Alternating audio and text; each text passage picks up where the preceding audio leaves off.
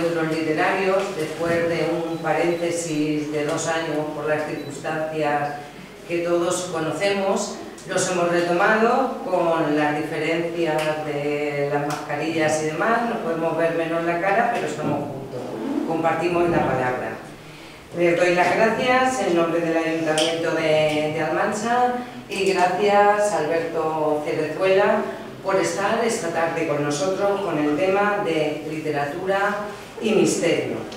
Este proyecto surge en el taller de escritura creativa, es a través de Antonio García Soler, su profesor, quien incluye en el programa no solamente las clases, la publicación del cuadernillo que se hace al final, sino que también están todo lo que es el certamen literario y los encuentros. Estamos en el 12º. Alberto Cerezuela, 3 veces las gracias, hay que darte, a la tercera ha ido la vencida. Iba a estar con nosotros clausurando los 10º encuentros literarios, pero por problemas personales que surgieron a última hora no pudo estar. El curso anterior venía también en marzo, pero una semana antes de producirse, porque venía el día 20 de marzo, una semana antes, pues nos guardaron a todos un poquito, pero bueno, aquí lo tenemos, inaugurando los 12º encuentros literarios. Se lo voy a presentar un poco para que le conozcan y según él nos ha contado. Alberto nos dice que llegó al mundo con un libro debajo del brazo. Pasó su infancia y adolescencia con las historias de Sherlock Holmes, Agatha Christie y Stephen King, a quienes más tarde acompañaron las de Iker Jiménez y Javier Sierra. Después de licenciarse en Humanidades, intentó publicar un libro sobre misterios de su tierra, pero se encontró con muchas dificultades. Por eso decidió fundar la editorial Círculo Rojo en 2008, revolucionando el sector editorial tras haber publicado más de 20.000 títulos distintos de autores de todo el mundo. Como escritor tiene 2 novelas negras y 3 ensayos, El juramento de sal, El refugio de los invisibles y, como ensayos, La Almería extraña, Almería, secretos y misterios de Almería. El reconocimiento nacional le llegó gracias a la novela El refugio de los invisibles, que ofreció un soplo de aire fresco al género negro en nuestro país y enganchó a miles de lectores. Es invitado habitual en coloquios, congresos y espacios que tienen que ver con los libros y los misterios, como el programa Cuarto Milenio de 4 y también en varios cursos de verano de la Universidad de Almería en el que actuó como ponente. Ha sido galardonado en varias ocasiones, siendo los más destacados el Premio Argaria del Gremio de Libreros de Almería, el Premio Fitur, fue Premio Ponente de la cadena SER, la Bandera de Andalucía y el Premio Talentia otorgados por la Junta de Andalucía en 2018 y el mes pasado, en enero del 22, recogía el Premio a la Excelencia del diario La Razón por su labor en Círculo Rojo. Gracias, Alberto, por compartir esta tarde y hacer el tema del misterio cercano a todos. Gracias a vosotros por invitarme.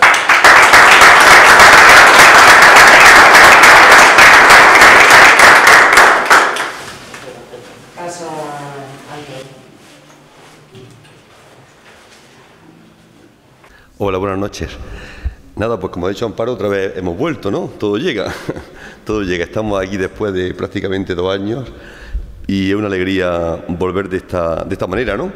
Y además con una persona, un escritor, un editor como Alberto Cerezuela, que como bien ha dicho ha tardado, pero bueno, estaba pensando que es congruente con el misterio, ¿no? Es decir, se ha tenido que dejar esperar, han pasado cosas por medio, una pandemia, ha pasado, en fin, muchas circunstancias, pero finalmente estamos aquí.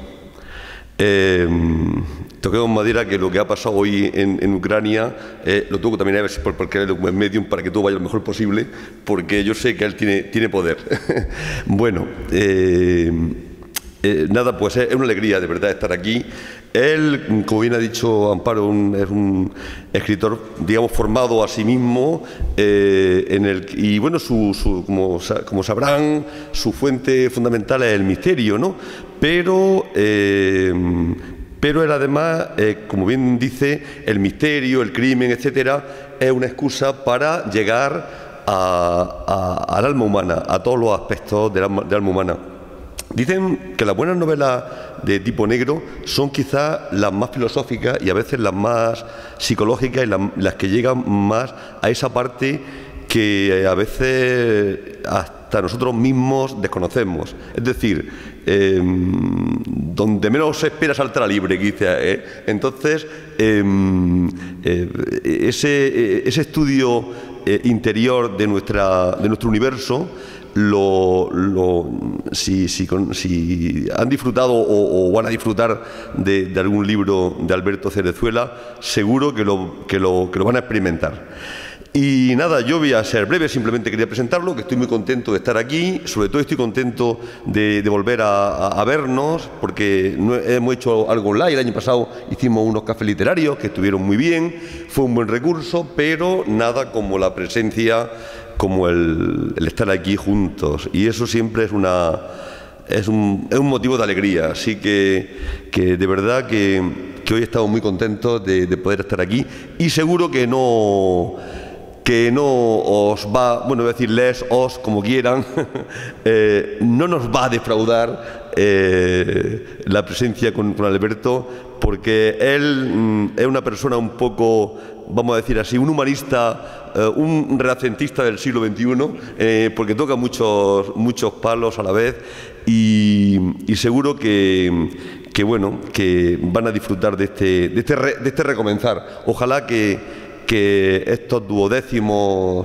encuentros pues sigan por buen camino y sigamos adelante, porque van ya 12, y eso parece que no, pero ya hemos creado un pozo, ¿no? Ese pozo es muy importante que sea aquí en Almansa, y bueno, yo siempre lo digo y lo repito, y ya con esto acabo.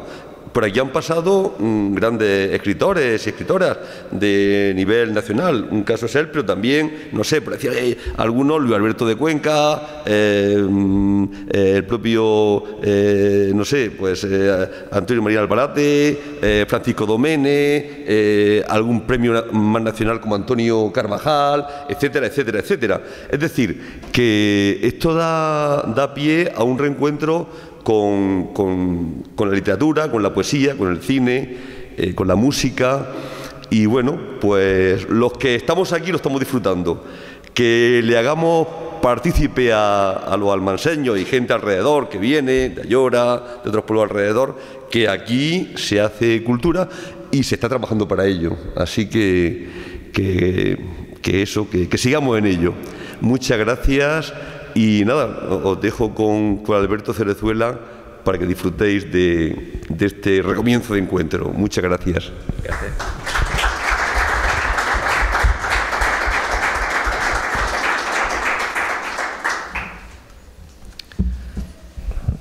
Buenas tardes a todos. ¿Qué tal? Yo en primer lugar quiero dar las gracias a Amparo por haber sido tan insistente en que viniera. Me ha encantado mucho todo lo que he visto de vuestro municipio. La verdad es que he venido con mi mujer, que está ahí con Noelia. Hemos disfrutado mucho, hemos comido estupendamente. Nos ha sorprendido el ambiente sano que hay en este lugar. Nos ha sorprendido muchísimo todo el tema cultural, que lo tenéis montado muy bien. Nosotros, como os imaginaréis, estamos acostumbrados a visitar quizá otros municipios incluso más grandes y hacen menos cosas por la cultura. Por eso estamos muy sorprendidos de lo que aquí se cuece, y por eso quiero daros la enhorabuena a todos los que tenéis culpa de ello. Tenéis una casa de cultura estupenda, una biblioteca excepcional, talleres de todo tipo, habéis traído por aquí grandes escritores. O sea, yo estoy encantado, así que gracias por acogernos. Antes de empezar a hablar, me gustaría pedir una cosa. A mí, yo no soy de los que os suelta un rollo. Al final, lo más importante no es la investigación policial. lo más importante no es la trama histórica, sino las relaciones entre personas. Yo juego mucho con el interior del ser humano, con cómo nos relacionamos con los demás. Es una novela en la que se habla de, yo muchas veces lo digo, una novela de amor, porque al final el amor mueve a muchos de los personajes del libro para hacer lo que hacen, o para verse envueltos en situaciones que no deseaban, todo por amor. Al final el amor yo creo que es lo que mueve al mundo, lo que nos hace levantarnos cada día, lo que nos hace tener esperanza, y lo que nos hace a veces también tener obsesiones, volvernos prácticamente locos, y nos puede llevar a hacer cosas que quizás no pensamos que podíamos hacer. Es una novela en la que yo aprovecho también para hacer determinadas reflexiones. Yo utilizo mucho a los personajes para lanzar mensajes. Y se habla del amor, como he dicho, se habla de la amistad bastante, se habla de la lealtad, que para mí es muy importante, se habla de la fe, hay muchos aspectos no religiosos, pero sí que tienen que ver con la fe y las creencias. Se habla mucho de superstición, cómo las supersticiones nos marcan, a veces sin querer, e inducen en nuestro comportamiento, aunque pensemos que no. Y sobre todo es una novela en la que yo pongo de manifiesto, y creo que lo habéis entendido cuando he hablado del yacimiento romano de Turaniana, que a veces tenemos cosas maravillosas a nuestro lado, como aquí he descubierto yo en Almansa, que tenéis un lugar magnífico, y no le damos la importancia que se merece. Para mí es una pena que el yacimiento de Turaniana, que se descubrió en 1859, ni siquiera mis vecinos, que vivimos a 300 metros del yacimiento, no sepan ni que está ahí, ni la historia que tenía, pero sin embargo vamos a otros lugares, muchas veces fuera de España, a ver cosas similares, nos gastamos miles de euros y le damos mucha importancia, que la tienen, pero oye, que lo nuestro también hay que ponerlo en valor. Y me alegra que mucha gente, ya no solo de Almería, ya no solo de Roquetas de Mar, sino lectores de fuera de Almería, pues además de leer la novela y de que le haya gustado, están visitando Almería, están yendo por allí, y ya se empieza a hablar de todo aquello. Yo con eso creo que el objetivo de mi libro está cumplido.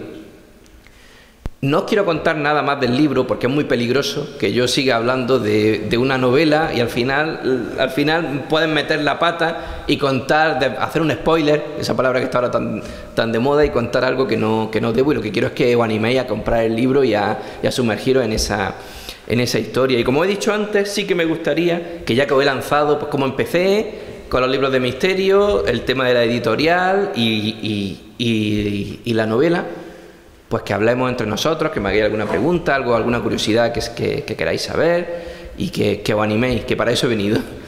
Yo te voy a preguntar, has contado que son 3 tiempos, 3 historias que se van... ¿Lo escribes todo a la vez o primero escribes una historia y después la vas interrelacionando? Yo...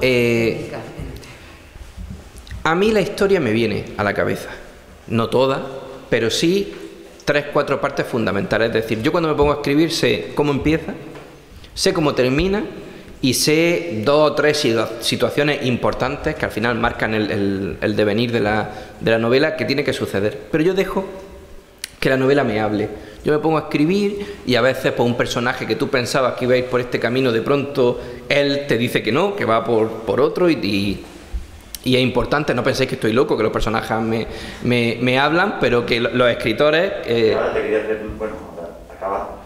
Sí, pues los escritores, que aquí hay algunos me entenderéis, al final nosotros vemos a los personajes, los de mi novela, la niña Inés Velázquez, yo sé cómo es físicamente, y la veía en ese momento y la sigo viendo, porque me está dando mucha alegría. A su padre, Alejandro Velázquez, sé perfectamente cómo es.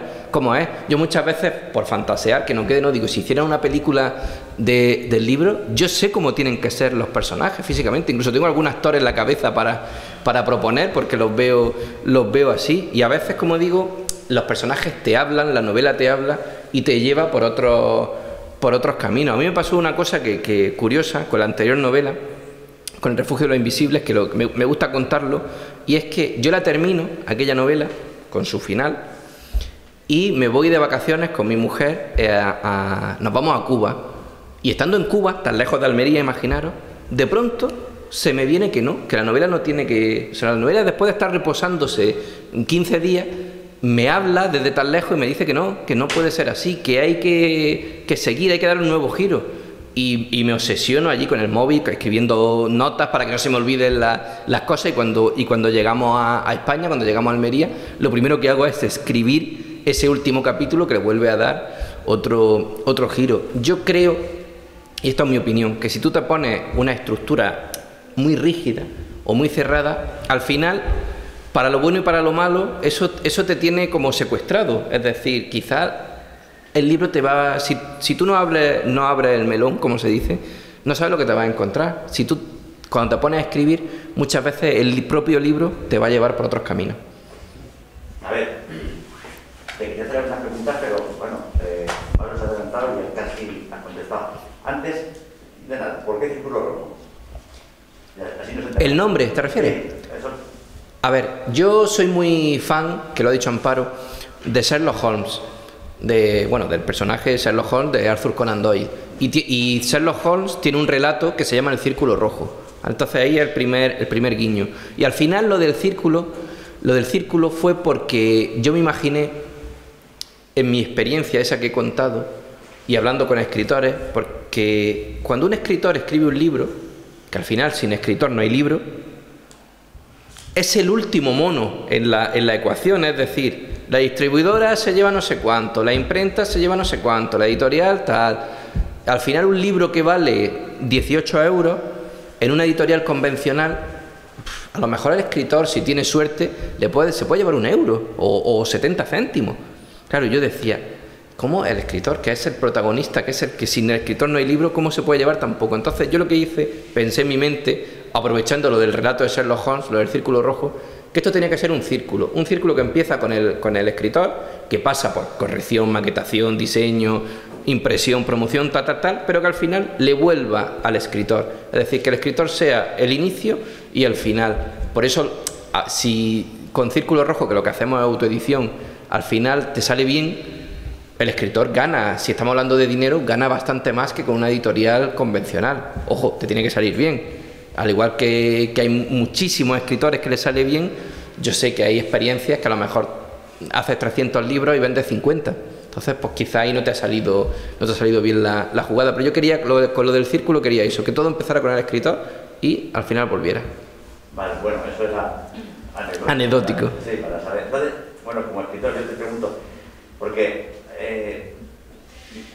Amparo ya te ha preguntado antes, cuando empiezas el relato, lo tienes todo, bueno, ya has empezado diciendo que, bueno, que tienes cosas y sí. Que luego van. ¿Te pasa que muchos personajes se te van de las manos? Sí, claro. Se te van de las manos y no los puedes controlar. Sí, y tienes que frenarlos a veces. Sí, es que a veces yo comentando esto con personas no se lo creen, piensan que eso es imposible, que tú tienes control en todo momento, y eso no es verdad. No, para nada. De hecho, incluso situaciones que tú llevas pensadas no pueden pasar, porque se te han ido por otro sitio los personajes y tienes que olvidar. Y eso es peligroso porque como se te vaya un personaje de las manos, a lo mejor se puede cargar la novela, si no lo controlas. Es decir, te explico, a mí me ha pasado yo escribo, como sabéis, sobre novela negra. Al final tú quieres que el asesino sea una persona, o sea, tú lo sabes, ¿no? Y vas escribiendo y de pronto te has dado cuenta que ese que tú querías que fuera el asesino no puede ser, porque ha hecho determinadas cosas, ha avanzado su personaje, ha crecido y ya no puede ser el asesino porque no cuadra, y tienes que o reescribir o buscar otro, o que te ha entusiasmado tanto que lo mismo has dejado demasiadas pistas y al lector te va a pillar. O te hace que cambies el principio o que también, cambies el final. Claro, también. O sea, al final el escritor, los personajes, por eso cuando yo he dicho que los veo es verdad, al final te pueden dominar y pueden jugar contigo y pueden hacer que sean ellos los que escriban la novela. Dicen que hay 2 clases de escritores. Sí, los de brújula. Brújula y plano, ¿no? Sí, mapa, sí. Y mapa, sí, perdón. Entonces tú, yo soy una mezcla de los dos. Yo soy una mezcla de los dos. Sí que me gustan 3, 4 cosas, como he dicho, tenerlas claras, sobre todo el principio y el final. pero luego yo me dejo llevar. Sí, eso que has dicho de que cuando estabas en Cuba te vino... Bueno, me ha pasado que cuando teniéndolo cerrado te ha venido un capítulo entero entre medias que tenías que poner porque ahí faltaba algo. Sí, sí. ¿Y qué sueles escribir? ¿Por la mañana, por la noche? Porque yo es que hay escritores que tienden a escribir así como de madrugada. Yo, cuando llega la noche, soy capaz de alternar, yo tenía que ser por la mañana. Yo, para lo bueno y para lo malo, como estoy tan ocupado todo el día, no puedo decidir. Entonces, yo suelo escribir de noche, a partir de las 10. Y a lo mejor me da la 1 de la madrugada, a los fines de semana también. Pero claro, al final es lo que me permite mi trabajo.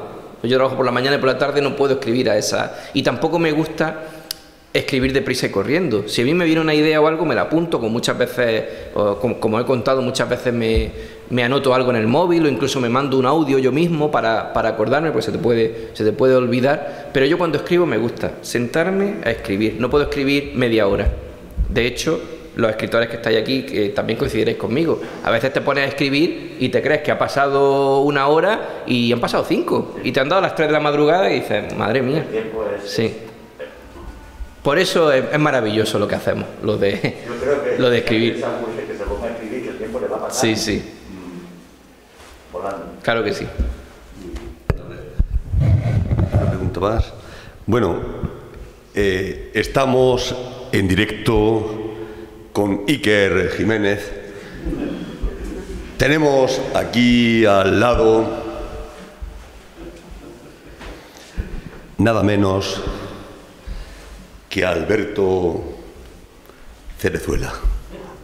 Va a ser una conexión de pronto. Es que mi alumno me ha visto muy serio hoy. Dice, a ver qué le ha pasado a Antonio, que está muy serio, ¿no? No, me ha alegrado un poco. Bueno, habréis visto más de una vez que en el programa de Iker Jiménez, que yo al principio tenía mis reparos contra él, pero cada vez me di cuenta que un hombre de una gran cultura. El otro día me sorprendió una cosa de él, que hizo una defensa, una apología de Francisco Umbral, de Paco Umbral, como no me lo esperaba y de las mejores que yo he escuchado. Es decir, es un hombre de una gran cultura, porque cuando un escritor, Paco Umbral se conoce por lo de mi libro, ¿no? Eso, aquí he venido a hablar de mi libro. Cuando es un escritor fundamental, me parece un escritor, le puede gustar más o menos, pero un gran escritor de final del siglo XX y comienzo del XXI, un estupendo prosista, gran periodista, hombre hecho a sí mismo y sobre todo tiene un libro brutal, marcado por la muerte de su hijo pequeño, Mortal y Rosa, que es de las novelas, vamos a decir, el lírico,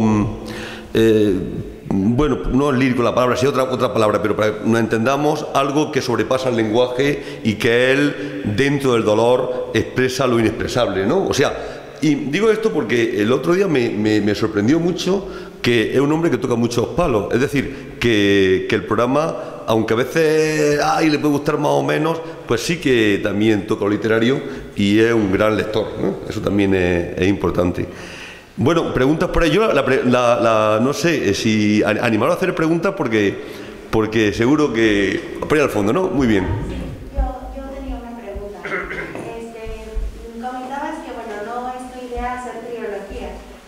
Cuando he tenido la oportunidad de leerme la trilogía del Bazán, de Dolores Redondo. De Dolores Redondo. Y bueno, me ha parecido muy buena. Creo que ha tenido mucho boom. Netflix ha comprado un poco la idea y bueno. ¿Qué tanto influye también este boom de estas nuevas novelas a otros nuevos proyectos también para nuevos escritores jóvenes? ¿Cómo ves pues sí, como que sí. Pues, este boom que se ha hecho? Porque, bueno, a mí me ha gustado mucho. Bueno, pues creo que tiene un poco de todo y pues, no sé, me gustaría escuchar. Sí, mira, yo te hablo de mi experiencia. Yo soy lector, como he dicho antes, de novela negra, pero no había leído a Dolores Redondo, porque a mí, yo soy muy maniático en muchas cosas. A mí los libros que gustan a todo el mundo, a lo mejor a mí no me gustan. Entonces yo lo tenía ahí, sé que me lo iba a leer, pero digo, no quiero cogerlo con prejuicio. Y yo me leí a Dolores Redondo después de haber escrito la primera novela. Y me fascinó, por supuesto, me fascinó, me parece una trilogía tremenda. Yo no quiero hacer una trilogía, a ver, la inspectora Reyes Martínez es la protagonista del primer libro, del segundo, y si hay otro, seguramente será la protagonista. Pero a mí me gustan más las sagas, es decir, que tú puedas, por ejemplo, María Oruña, que es una de mis escritoras preferidas, que tiene también una serie de libros, 4 ambientados en este caso en Cantabria, Suances, Santander, Torrelavega, y que están muy bien. Al final los puedes leer de forma independiente cada uno, aunque lo ideal es empezar por el primero. Y yo sí que descubrí a María Oruña y me encantó eso, y es lo que yo he querido hacer, que un lector pueda coger el segundo libro, por ejemplo, y si le gusta, pues ya se leerá el primero o no. Y en cuanto a tu pregunta, es un arma de doble filo el boom que hay ahora. ¿Por qué? Porque incluso la novela negra es una novela fácil, entre comillas, fácil de leer. Es una novela son novelas para gente que le gusta leer rápido, que le gusta distraerse, y eso, en los grandes ámbitos culturales, yo me he encontrado que es una crítica. Es decir, es como que cualquiera escribe novela negra, que cualquiera te hace, y para mí yo estoy totalmente en contra de eso, y al haber tanto ahora, por ejemplo, Netflix, las plataformas, la mayoría de series son de intriga o están basadas en libros. De hecho, Netflix, para mí, las mejores series que tiene están todas basadas en un escritor, en Harlan Coben, que es un escritor que, bueno, que os sonará porque hay muchísimas series de Netflix. Pero digo un arma de doble filo porque me da miedo que la gente se sature, porque al final te aburres de ver siempre lo mismo, el policía o la policía que investiga y al final pues el asesino será el amigo o el otro o el no sé quién. Entonces sí que me preocupa la sobresaturación, pero también es verdad que gracias a este tipo de productos mucha gente conoce libros y conoce la novela negra, que es lo que a mí me gusta. O sea que todo al final, todo hay que tomarlo en la justa medida. No sé si te he contestado lo que... Sí, gracias. Mi pregunta es, después de tantos años, me imagino que habrás coincidido con aquellos editores que en un principio te dijeron... Sí, claro. Que no. ¿Han llegado alguna vez a comentarte algo? No disculparse, no. Comentarte algo, ¿o no? Pues lo guardas para él. A ver, yo, y espero que no haya sonado así, yo no les reprocho nada. O sea, que ellos estén en su derecho y que, insisto, que seguramente el libro sea malo. Yo me leí mi primer libro al cabo de los años y cambiaría muchas cosas. Es decir, que seguramente tuviera... Y de hecho saqué una edición especial cuando se cumplieron 10 años y cambié un montón de cosas. Es decir, pues seguramente no era un libro que se podía publicar. Una vez coincidí con uno al poco tiempo y me dijo que el segundo, que me ponía prácticamente un cheque en blanco, ya le dije que no. Y lo que es más curioso de todo es que algunos de ellos que me dijeron que no, hoy en día pues están intentando copiar lo que yo hago con respecto a la autoedición y tal. O sea que al final, bueno, pero el trabajo de cada uno es lo que pone a cada uno en su sitio, pero seguro que más de uno se acuerda, más que yo de ellos. A ver, otra pregunta. Referente a las sagas o las trilogías, ¿puede ser más fácil hacer una saga o una trilogía que ir cambiando de novela? Porque ya tienes personajes hechos, digamos que vas más encaminado, ya lo tienes... Es más fácil, ¿verdad? Bueno, no sé. Si tú lo que quieres como escritor es construir personajes, es mejor hacer una saga. Porque en un libro a veces no te da tiempo a mostrar todos los matices que tú quieres contar. Entonces tú lo vas proyectando a lo largo de 3-4 libros y es mucho mejor. Y además te permite jugar con la trama del pasado y tal.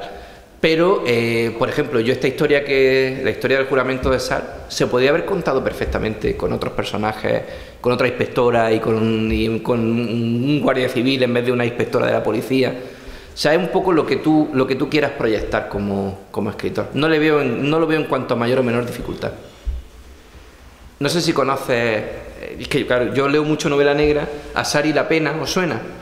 Bueno, una escritora muy famosa americana que saca todos los años un libro. Son libros muy amenos, muy rápidos, escritos de una forma ligera y nunca comparte personajes. Es decir, todos los libros son iguales en el sentido de hay un asesinato y hay una investigación.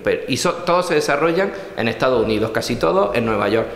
Pero nunca repite ningún personaje, ni de policía, ni nada. Y están muy bien, y de hecho una de las escritoras más vendidas. O sea que al final yo creo que no influye, que es gusto personal del escritor. El hecho de que todas tus obras con Almería es algo que piensas continuar haciendo? Yo creo que sí, a mí me gusta mucho Almería, yo soy muy almeriense, me encanta mi tierra, pero ya no es que se desarrolle en Almería, yo lo que hago, que a la gente creo que le está gustando, es que yo meto bares, meto restaurantes, meto que existen, y de hecho hay gente que va a esos sitios y me escribe por redes sociales y me dice, pues estoy tapeando donde la inspectora interroga a no sé quién, y a mí eso me gusta mucho.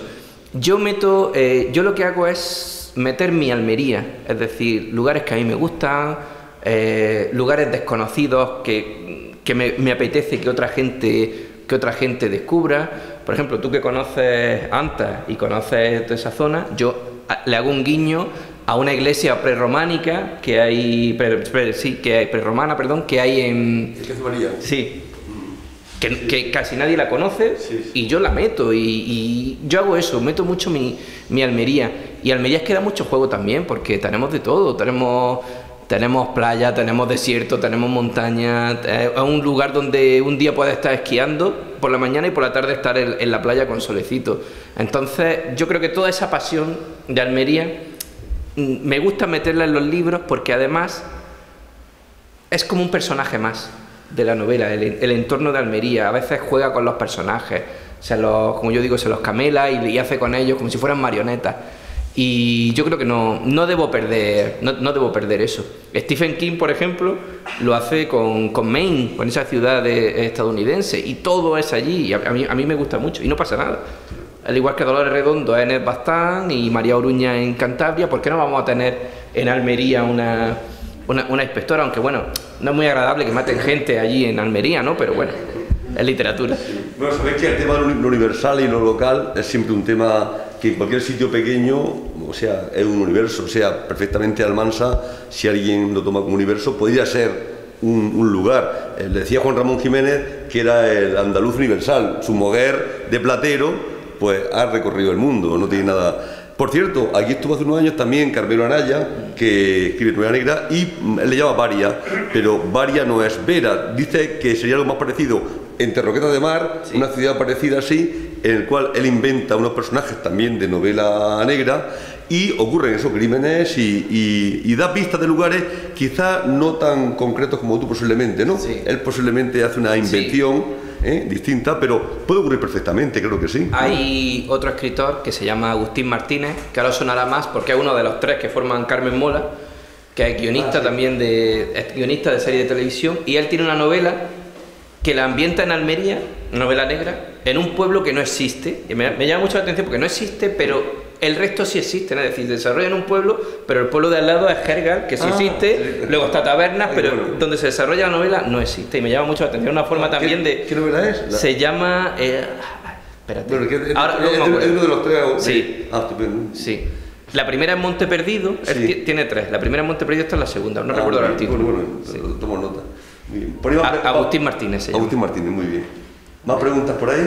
Yo creo también... La mala hierba. La mala hierba, muy bien, preguntamos.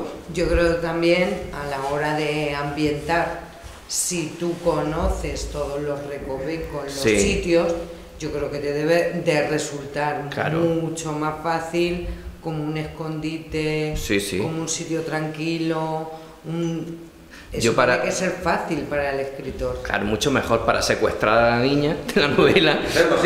Claro. Sé perfecto, yo sabía y es que además mi mujer y yo paseamos mucho por allí, yo pues, iba mirando y un día, por ejemplo, porque allí hay, que también forma parte de la novela, hay 3 taráis. Un taráis, porque para que no lo sepa, es un árbol que no es muy típico. Y allí tenemos, justo enfrente, tenemos 3 que son los 3 más cercanos al mar que existen en España. Y pues el taray también es un elemento principal, porque al final es porque en un momento determinado encuentran algo allí y tal. Y un día andando con mi mujer vemos que hay una patrulla de la policía puesta allí en el taray. Digo, esto es mi novela, claro.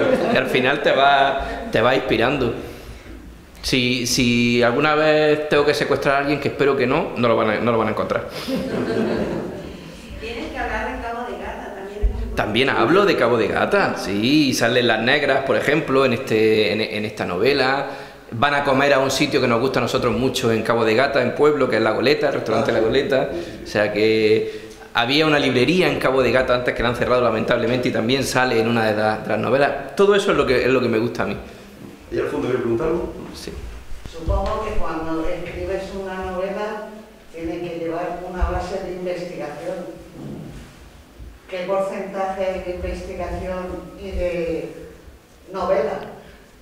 De investigación hay bastante, porque en esta novela, por ejemplo, hay 3 cosas que yo he tenido que investigar. Primero, cómo trabaja la policía, porque yo no soy policía. Incluso a veces cuando he tenido dudas he preferido no meterme en un charco, porque te voy a contar una anécdota referente a eso. En la primera novela, en El refugio de lo invisible, hay un momento en el que a uno de los policías, no estoy desvelando nada, no os asustéis, que a uno de los policías lo suspenden con 3 días de empleo y sueldo. Que yo lo pongo y ya está.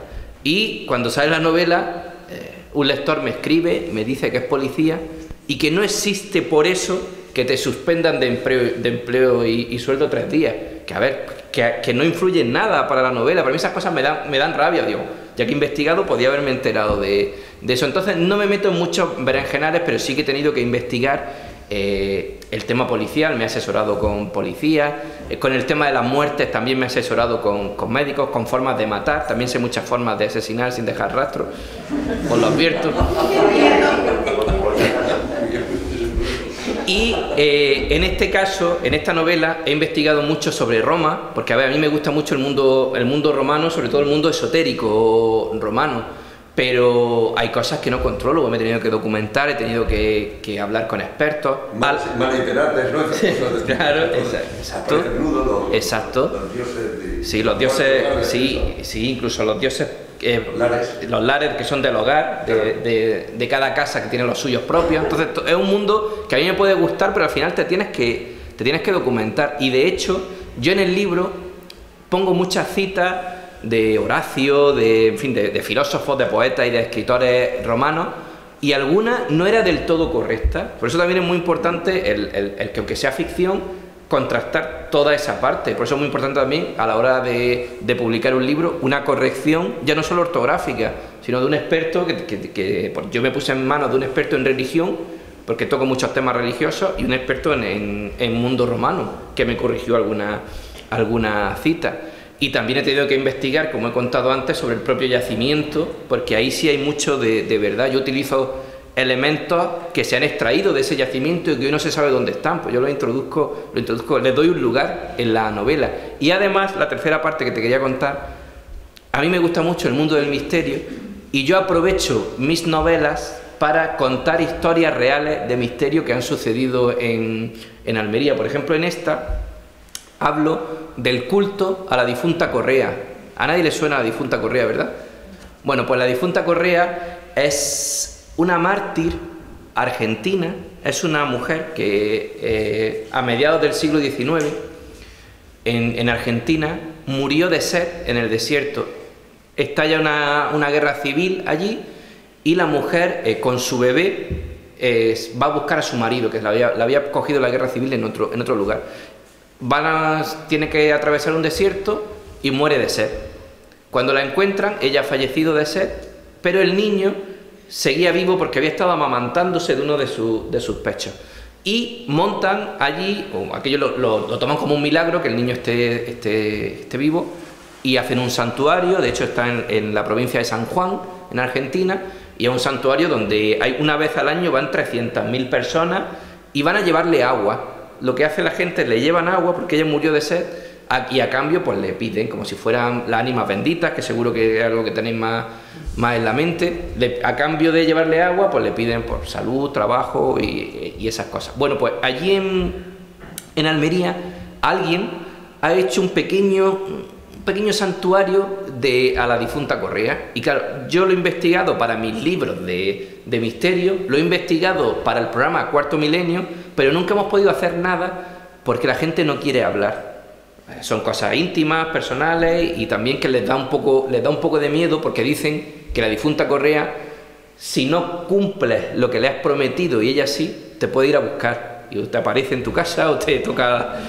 Entonces es una historia complicada y hay gente que no quiere hablar. Bueno, pues como yo no he cogido testimonios reales, por eso no la he llevado a la tele ni a ningún otro libro, Sí que he aprovechado en esta novela para meter un poquito y divagar con ficción. También lo he hecho con El refugio de los invisibles, con otras historias de misterio. Por ejemplo, en Almería hubo un asesino en serie, que esto es real, que entre el año 88, curiosamente empezó a matar 100 años justo después que Jack el Destripador.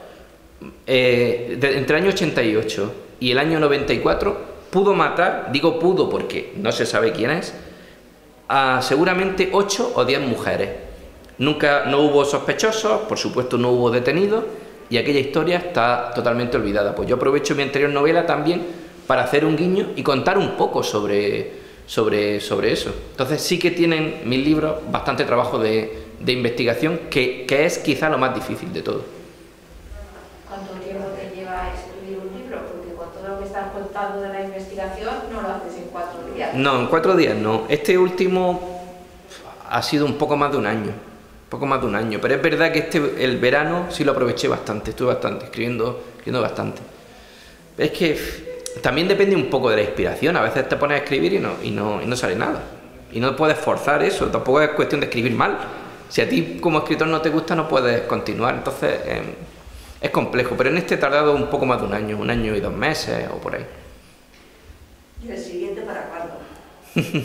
Bueno, yo tengo alguna idea en la cabeza, tengo alguna idea para que investigue la inspectora Reyes Martínez, pero prefiero dar un poquito de pausa. Quiero que este libro acaba de salir, salió en Navidad, quiero que se difunda. Yo creo mucho en este libro, está teniendo muy buenas críticas, incluso mejor que el libro anterior, y yo creo que todavía me tiene que dar mucha alegría, y seguramente este verano, a lo mejor con un poco de tiempo libre, me siente a ver si Reyes Martínez tiene que investigar algo o no.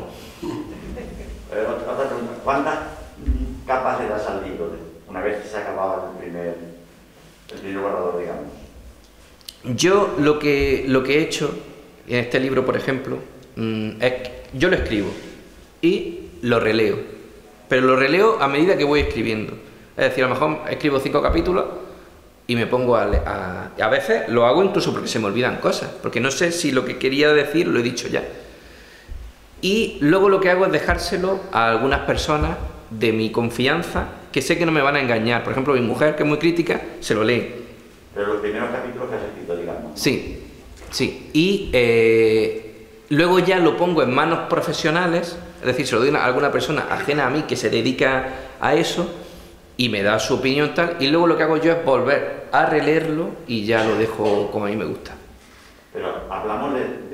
No, yo te hablo de cuando ya está terminado. Cuando lo voy escribiendo, a mí no me gusta que lo lea nadie. Yo tengo que terminarlo. Pero a lo mejor es contraproducente, pero me gusta hacerlo así. Pero que os da por la forma de también una pasada, otra, luego hasta que se va puliendo. Yo prefiero como expulsar todo lo que llevo. Y luego ya le voy... Y lo de dejárselo, por si no me he explicado bien, lo de dejárselo a los demás, me gusta hacerlo cuando está completo, porque no es lo mismo, y a vosotros os pasará, leeros un libro de seguida, entero, que leeros un capítulo. A lo mejor hasta dentro de 2 semanas no te mando otro. Ya has perdido la... Y no se lee igual. Un libro te puede gustar más por la forma en la que te lo has leído.